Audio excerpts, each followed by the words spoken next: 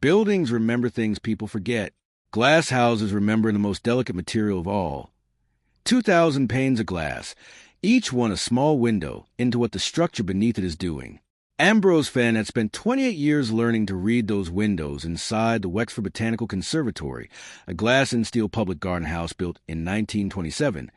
Its great vaulted palm hall, enclosed by more than 2,000 individual panes, most of them original, kept alive through wars, budget cuts, and 3 municipal ownership transfers by men whose names appeared in no official history. He was 62 now, the conservatory's facilities keeper, responsible for the glasshouse envelope, the misting and heating systems, and the slow, endless work of keeping a century-old glass building standing around the living collection inside it. He had learned that work from a man named Casimir Vrobel, who had kept the building for 31 years before him and who believed, without ever needing to argue the point, that a glass house was the most honest structure ever devised, because glass hides nothing, and steel that misbehaves eventually writes its confession on the panes above it. Ambrose started at Wexford at 34, hired as Vrobel's assistant during a period when the city was debating whether the aging conservatory was worth keeping at all. Vrobel was 63 then, thin and weathered, with the careful hands of a man who had spent 3 decades handling 100-year-old glass without breaking it. "The building sweats," Vrobel told him, during Ambrose's first week, the two of them standing beneath the Palm Hall's great east slope, while morning light poured through the panes above. Every glass house does. Condensation is just the building breathing. But watch where it sweats. A pane that fogs differently than its neighbors isn't telling you about the weather. It's telling you about the frame it sits in. Vrobel kept a canvas roll of hand-drawn pane maps. Every glass panel in the Palm Hall numbered and sketched in his own hand, with condition notes accumulated across decades. He had made them himself, over years of evenings, because the city's official drawings had never bothered to number the panes at all. To the city, the roof was one item on an asset list. To Vrobel, it was 2,000 individual witnesses, each with its own history. Ambrose remembered the first time Vrobel unrolled the maps across the potting bench, sheet after sheet of careful pencil work, cracks noted and dated, replacements marked with a year, and the glazier's name where he knew it, small marginal comments accumulating like sediment. He had asked Vrobel, half joking, how long the maps had taken to make. Vrobel had thought about it seriously, the way he thought about everything, and said he didn't know, because he had never once sat down intending to make them. They had simply accumulated, one observation at a time, the way the building itself had. When Vrobel retired, he left Ambrose the canvas roll, along with a piece of advice Ambrose had carried for 28 years since. The glass never lies. It only waits for somebody who reads it pane by pane, instead of all at once. The Wexford's Palm Hall was a kind of space that made first-time visitors stop walking. A vaulted ceiling of glass and green-painted steel, rising 60 feet above the canopy, palms that had been growing in the same bed since before the Depression, the air thick and warm and mineral, condensation tracing slow paths down the panes on cold mornings while the city outside went about its winter. Ambrose knew the hall the way he knew his own hands. He knew which gutters needed clearing before the autumn leaf fall, and which heating pipes knocked twice before settling into their morning cycle. He knew the misting system's rhythm so well he could tell from 2 rooms away when a nozzle had clogged. He knew which panes had been replaced over the decades, their glass just slightly clearer than the century-old panels around them, and which still carried the faint waviness of 1927 glassmaking, imperfections poured into them by workers who had been dead for generations. And he knew, better than anyone alive, that pane 314 fogged every single morning in a way no other pane did. It wasn't ordinary condensation. Ordinary condensation came and went across the whole glasshouse with the humidity, a shifting veil that Ambrose had watched form and fade 10,000 times. Pane 314, high on the Palm Hall's east slope, 4th row from a ridge on Vrobel's map. Fog in a distinct oval patch, in the same position on the glass, clearing later than every neighboring pane, every morning, in every season. Summer or winter, wet spring or dry autumn, the oval appeared with the dawn and outlasted the fog on every pane around it. Visitors never noticed it. 60 feet up, one fog patch among 2,000 panes was nothing, a smudge of gray among a shifting field of light. Even the gardeners, who spent their whole working lives under that roof, walked beneath it daily without seeing it. One young horticulturist, years back, had once glanced up while Ambrose was watching the patch and asked what he was looking at. Ambrose had pointed it out. She'd studied it for a moment, shrugged, and said it just looked like a spot that hadn't caught the sun yet. Ambrose had written her phrase into the map's margin that evening. Not because she was wrong, but because that was exactly what everyone had assumed for 35 years, and the sun reached that pane the same minute it reached its neighbors. Vrobel's earliest note about it, dated 1989, read, Asterisk 314 fogging again, same oval, same spot. Glass replaced once before my time, gasket replaced twice by me. Pattern survives everything we do to it. Something behind that frame holds cold longer than it should. Watching it, asterisk. Ambrose had read that entry during his first winter with the canvas roll, sitting in the small keeper's office off the potting corridor, and it felt something settle into place that he wouldn't fully understand for years. Vrobel had noticed something real. Vrobel had never solved it, and Vrobel had kept recording it anyway. Season after season, patient enough to preserve a pattern he never got to finish explaining. Ambrose continued the watching without ever being asked to. Each morning, on his first walk to the Palm Hall, his eyes went to the east slope, fourth row from a ridge, and found the oval already forming as the sun came up. He noted it in the margins of Vrobel's map, the way Vrobel had, adding his own entries beneath the older hand. The pattern held. Morning after morning, year after year, the same pane, the same oval, the same slow clearing. In his 15th year with the canvas roll, Ambrose began doing something Vrobel's handwritten notes had never included, photographing the fog patch. Once each season, from the same position on the gallery walkway, at the same hour of the morning, he captured the oval on pane 314, a simple habit that took 2 minutes 4 times a year and seemed, for a long while, to add nothing the notes didn't already say. It took nearly a decade of those photographs to show him what the notes never could. Laid out side by side across his desk one February evening, 40 seasonal images spanning 10 years, the oval was not the same size in all of them. It was growing, slowly, almost politely, a little wider each year, its edge creeping outward toward the neighboring panes, the change invisible between any 2 seasons and undeniable across 10. He sat with the photographs for a long time that night, the office quiet around him, the Palm Hall dark beyond the corridor, the heating pipes ticking through their evening cycle somewhere under the floor. He laid Vrobel's map beside them, the older man's faded pencil beside his own photographs. 2 records of the same patient question asked across 35 years. 2 men, 1 pane of glass, and a pattern neither of them had ever been able to explain, only witness. If the oval had been growing since Vrobel's first note in 1989, it had once been considerably smaller than anything Ambrose had ever seen. Something behind that pane wasn't just persisting. It was spreading. He thought about the thousands of mornings that oval had formed while the city went about its business outside. School groups filing beneath it, wedding photographs taken under the palms, gardeners watering beds 60 feet below a message nobody had ever finished reading. The building had been saying the same thing every single dawn, in the only language a glasshouse had, and for 35 years the only reply had been 2 men writing it down. He wrote a new entry beneath Vrobel's oldest one, in the same plain hand. Asterisk 10 years of photographs confirm the fog patch is not stable. It is growing, slowly, consistently, 'cause still unknown. Continuing to watch, asterisk. He underlined continuing. It felt like the only honest were available to him. Ambrose had a theory, in his 19th year, that the cause might be a heating imbalance, a section of perimeter heating pipe below the east slope running cooler than the rest of the circuit, leaving the air beneath pane 314 slightly colder than the air beneath its neighbors, and letting fog form their first and linger longest. He spent the better part of a winter mapping air temperatures along the east slope with a handheld thermometer, morning after morning, building a grid of readings, convinced he had finally found something the heating contractor could fix with a valve adjustment. The readings ruled it out completely. The air beneath pane 314 matched the air beneath every neighboring pane to within a fraction of a degree, morning after morning. Whatever was keeping that oval cold wasn't in the air of the hall at all. It was in the frame itself, In the steel the Pane sat on, the one part of the assembly note the thermometer of his could reach. He had been wrong. He wrote it plainly in the margin, in the same unembellished style Vrobel had taught him without ever meaning to teach a lesson. Asterisk heating theory.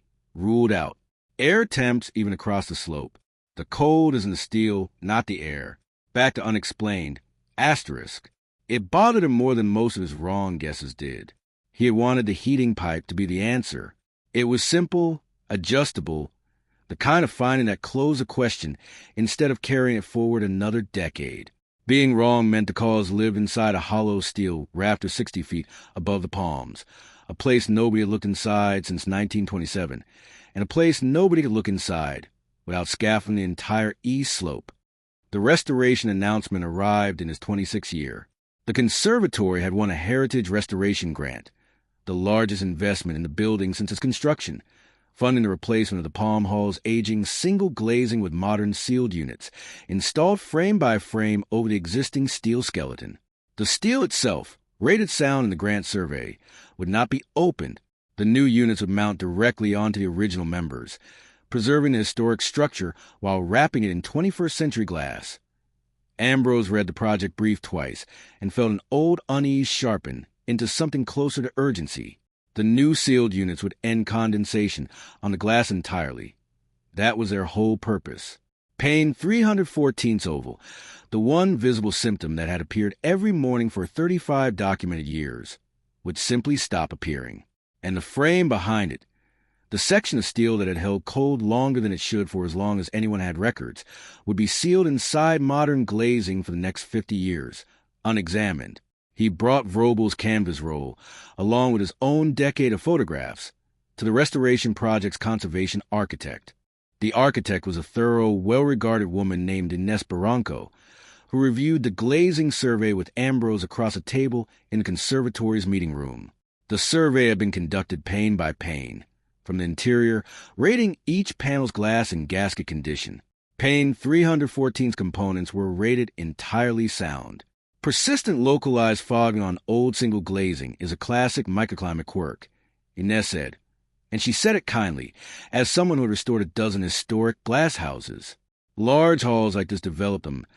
A pocket of still air, a shading pattern, a quirk of the ventilation.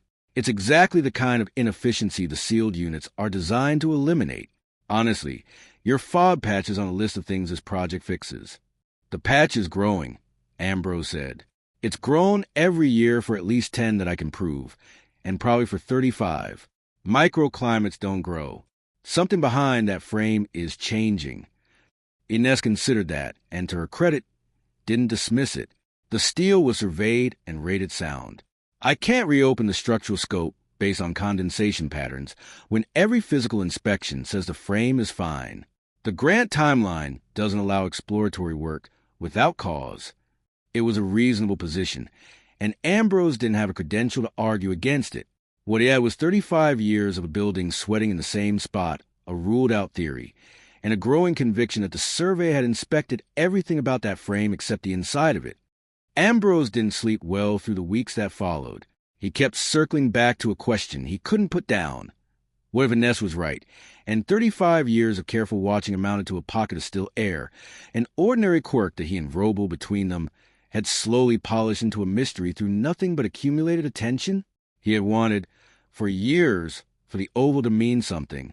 Wanting it to matter wasn't the same as it actually mattering. He unrolled Vrobel's map one more evening and reread the 1989 entry under the office lamp. Asterisk something behind that frame holds cold longer than it should. Watching it, asterisk. Vrobel had never known the cause either. He had simply kept watching, morning after morning, trusting that the pattern was worth preserving even without an explanation attached. Ambrose had inherited that trust without ever fully testing whether it could stand up against a clean survey and a confident professional. He didn't have the cause confirmed. But not having it hadn't stopped Vrobel from writing the first note in 1989, and it wasn't a reason for Ambrose to stop now. Not with a frame about to be sealed behind modern glazing for half a century. He requested, at his own initiative, a single day with a building diagnostic specialist before the glazing replacement reached the east slope, not to delay the restoration. He made clear, only to look inside one rafter while the scaffolding was already standing. The specialist was a woman named Priya Anand, who assessed historic steel structures without demolition. She reviewed the conservatory's 1927 construction drawings alongside Ambrose's photographs, and she brought a thermal imaging camera and a small borescope to the gallery walkway on a cold morning, while the fog patch was still visible on the glass. The thermal camera told the first half of the story in a single frame. The steel rafter behind pane 314 glowed colder than every member around it, a distinct stripe of retained cold running exactly behind the oval on the glass. The borescope, threaded through a maintenance opening at the rafter's base, told the rest. Inside the hollow member, where the original 1927 drawing showed a small internal drainage channel designed to carry condensation out of frame, the channel was crushed flat, pinched shut by what looked like an old, crude repair, a section of the rafter dented and roughly straightened sometime decades ago. Above the blockage, the channel held standing moisture. Around the moisture, the steel's inner surface was flaking with corrosion. Someone damaged this rafter a long time ago. Storm work, probably mid-century by the look of it, and hammered it back into shape without realizing they'd collapsed the drainage inside, Priya said, reviewing the borescope footage with Ambrose at the boards of the gallery. Ever since, this one member has held trapped moisture it was designed to shed. That's your cold stripe. That's your fog. And the corrosion is why the patch has been growing. The wet steel is slowly losing section, holding coal longer every year. The 1950s records were discarded. Ambrose said quietly there was a municipal handover. Nothing from that decade survived. Then this pane was the only record left, Priya said. Your building has been filing the same report every morning for 70 years. You and your predecessor were just the only ones reading it. Ambrose looked from the borescope screen up to the glass itself, the oval still faintly visible in the morning light, 60 feet above the palms. Vrobel's words came back to him from nearly 3 decades earlier, standing in almost this exact spot. Steel that misbehaves eventually writes its confession on the panes above it. The confession had been written every dawn since before either of them was hired.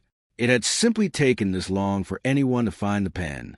Priya's findings went to the Restoration Committee within the week. Ines Barranco reviewed the borescope footage personally and called Ambrose afterward. You were right to push, she said. The survey rated that frame sound because from the outside, it is, if we'd sealed the new units over it. We have hidden the only symptom and left a corroding member carrying roof load over a public hall for 50 years. This is exactly the kind of thing heritage grants exist to catch. I'm glad one of us was watching. The restoration scope was revised. The rafter behind pane 314 was opened, its crushed drainage channel repaired, the corroded section reinforced, an internal channel restored to working order for the first time since the 1950s, all while the scaffolding stood and the grant could absorb it. The new seal glazing went on afterward, mounted over steel that finally matched what the 1927 drawings had always promised was there. The conservatory filed a formal note in its permanent records, crediting both Casimir Vrobel's original 1989 observation and Ambrose's 28 years of continued watching as the reason a hidden structural defect had been found during the only window in a century when repairing it was simple. Ambrose kept the canvas roll.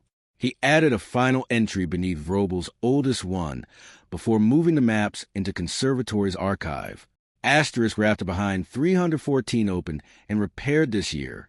Crushed drainage traced to an unrecorded mid-century repair, documented through the glass since 1989. First winter on record with no oval. Casimir, you were right. The frame was holding cold, and the glass never lied. Neither of us knew what it was saying for a very long time. Asterisk. He stood on the gallery walkway on a cold morning early the next winter, watching dawnlight come through the new glazing on the east slope. The panes were clear edge to edge, pane 314's replacement indistinguishable from its neighbors for the first time in living memory. He thought about Vrobel, standing on the same walkway decades earlier, telling a nervous new hire that a pane fogging differently than its neighbors wasn't talking about the weather. Ambrose had carried that sentence through 28 years, through a ruled-out heating theory, through a season of real doubt about whether 2 careers of morning walks had amounted to anything more than habit. He hadn't needed to understand the cause immediately. He had only needed to keep reading the glass, pane by pane, the way Vrobel had taught him, until the building finally explained, to someone patient enough to watch 70 Winters of Mornings, what it had been trying to say all along.